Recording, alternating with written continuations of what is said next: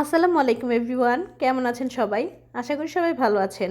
বিকেলের চায়ের আড্ডাটা জমজমাট করতেই আজকে আপনাদের সঙ্গে শেয়ার করব চিংড়ি মাছের chop recipe. By the way, আপনাদের সাথে আছি আমি রুবায়াত পূর্বা, আর আপনারা দেখছেন রুবায়াতস কিচেন। তো চিংড়ি মাছের চপ তৈরি করতে প্রথমে চিংড়ি মাছ তো অবশ্যই লাগবে। তো আমার কাছে অল্প পরিমাণে দেশি চিংড়িটা ছিল, তো আমি চিংড়ি মাছগুলো নিয়ে প্রথমে লবণ মেখে ম্যারিনেট করে রাখলাম।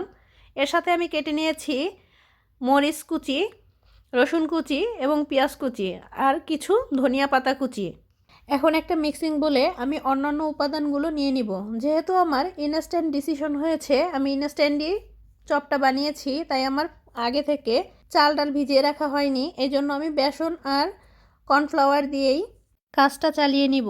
নিয়ে নিলাম 3 চামচ পরিমাণ বেসন। এখানে আমি ছোলার ডালের বেসনটা ব্যবহার করেছি, এটা আমার ঘরে ছিল। আর যে কোনো চপ বানাতে ছোলার ডালের বেসনটা অনেক বেশি ভালো হয়। আপনারা চাইলে অন্য যে কোনো ডালের বেসনই ইউজ করতে পারেন। দিয়ে দিলাম পরিমাণ মতো লবণ, হলুদের গুঁড়া এবং ধনিয়ার গুঁড়া। পেঁয়াজ মরিচগুলো একসাথে দিয়ে একটু সামান্য চটকে আমি চিংড়ি মাছগুলো অ্যাড করব। এই চপটা বানাতে একদমই কম সময় লাগে, কিন্তু খেতে অসম্ভব মজা। চিংড়িগুলো অ্যাড করে সাবধানে মেখে নিতে হবে। সামান্য পরিমাণ পানি দিয়ে আমি একটু ম্যাশ করে নেব। বাটাবাটির ঝামেলা ছাড়াই তৈরি করে ফেললাম ডোটা। আমি এখানে পানিটা 2 বারে অ্যাড করেছি। একবারে অ্যাড করলে বেশি পাতলা বা বেশি শক্ত হতে পারে, এই জন্য অল্প অল্প করে 2 বারে অ্যাড করেছি।